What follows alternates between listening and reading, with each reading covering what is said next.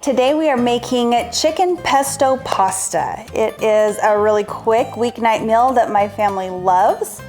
The nice thing about doing pasta in the Instant Pot is you don't have to drain it. It's one pot to clean up. Which means that my tween can make this one from start to finish with very little help from mom. All right, so let's get started. So this recipe starts out by sauteing the garlic. So we need this butter to get melted. Do you usually add it now or do you wait for it to get a little hotter? I'm usually impatient and I'll just add it right away. I could sense that you were ready to add the butter. So if you're impatient, you can cut your butter into smaller pieces. So we've got 2 tablespoons of butter. In this model, the pot's a little bit domed. So once the butter starts to melt, it'll kind of run to the edges. Right. If you have the Pro, it's flat. It has a flat bottom, so you won't have that problem. See, there it goes. But this is where I start to play with my food and start playing like ice hockey with the butter along the bottom of the pot.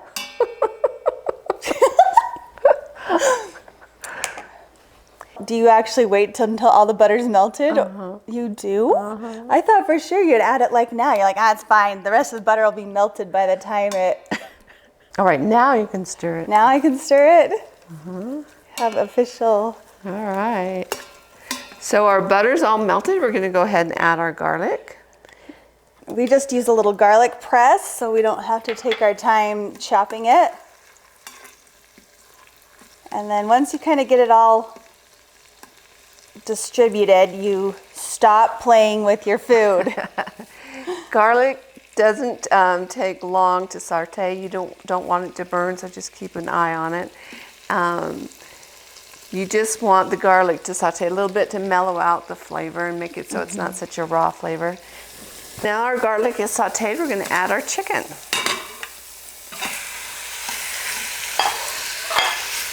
Kind of stir that into a flat layer and then go ahead and just let it brown a little bit, absorb that nice buttery garlic flavor that we've created.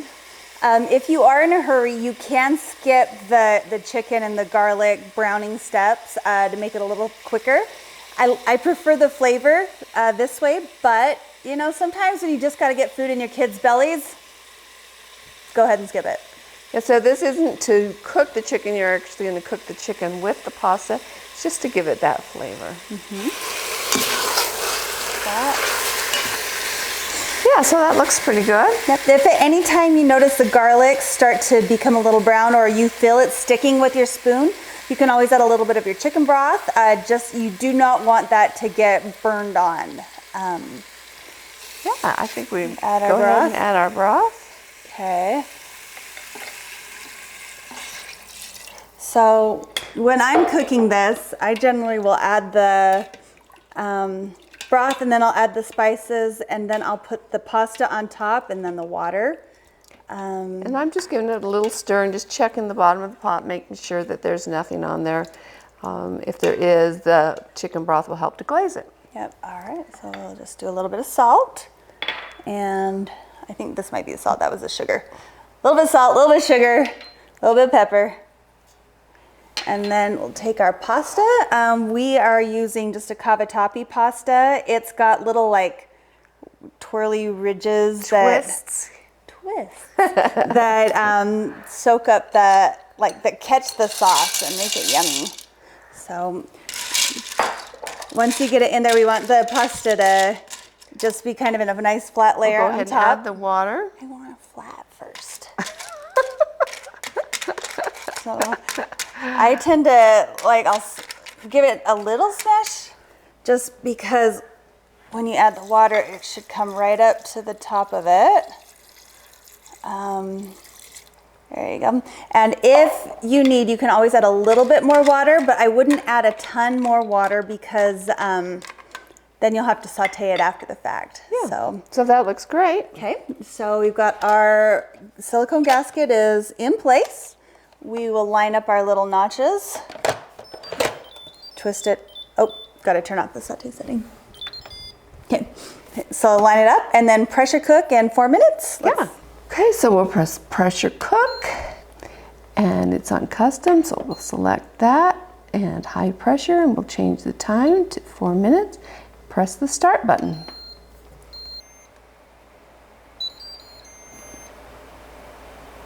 Okay, that beep means that the pressure cook time is up. So I'm going to go ahead and let you release the pressure. We're going to use a quick pressure release with pasta because you don't want it to overcook. Nope. But if it starts to foam, then close that valve. Yep, here we go. So this is great. We're getting steam release, but no foam is coming out. Now it foamed just a little bit. This is the whisper quiet, and that keeps the foam inside here, which is nice. So you just wait a couple seconds. Like 30 seconds is usually all I do, and then I'll open it up again. And just do it a couple times.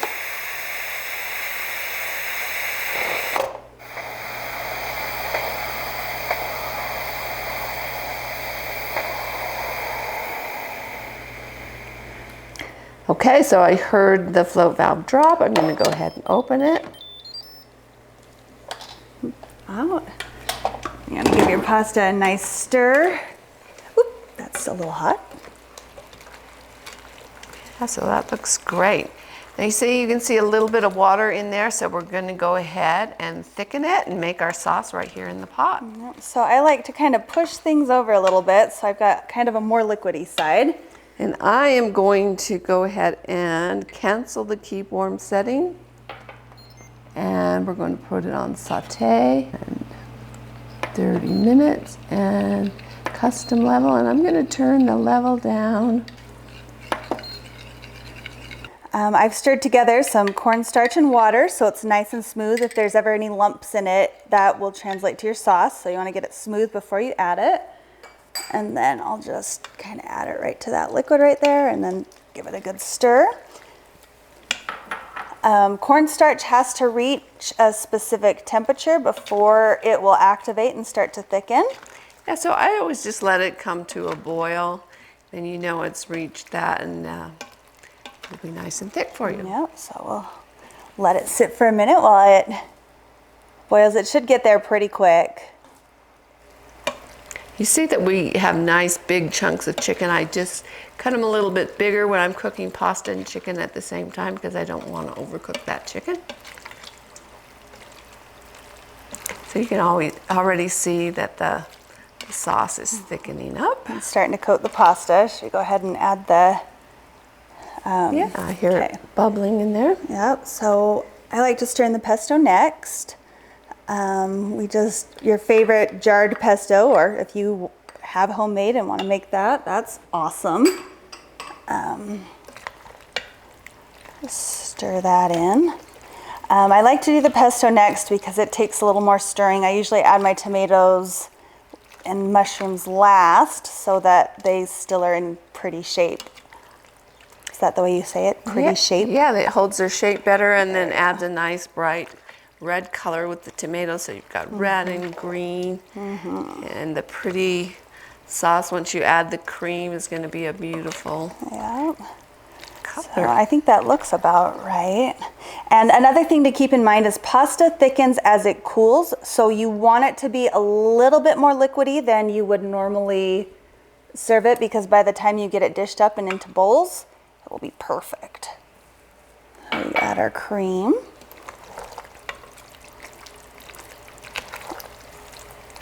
And then I think we'll go ahead and add our fresh basil.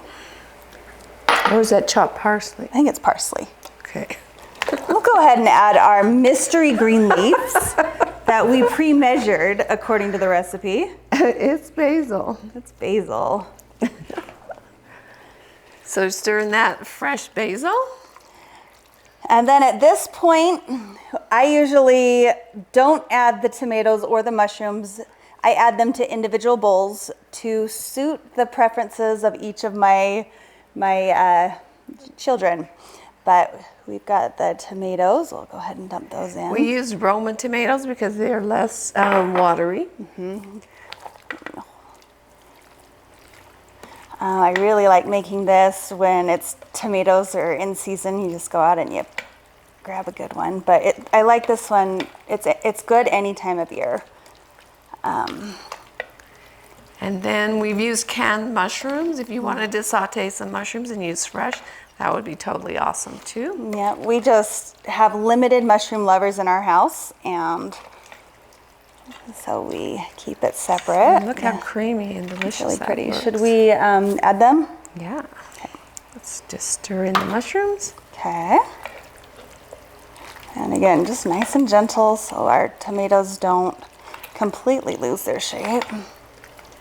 All right, Mom, I'll let you hold the bowl. I'll dish it up. Get some nice pasta bites. How many scoops? Wow. Probably one more nice big one, and then let's top it with a little bit of that Parmesan cheese. Needs a little more. Oh yeah, you can't go wrong with more cheese, right? That's right. So there you have it. It's great for weeknights. This one's on our menu all the time at home.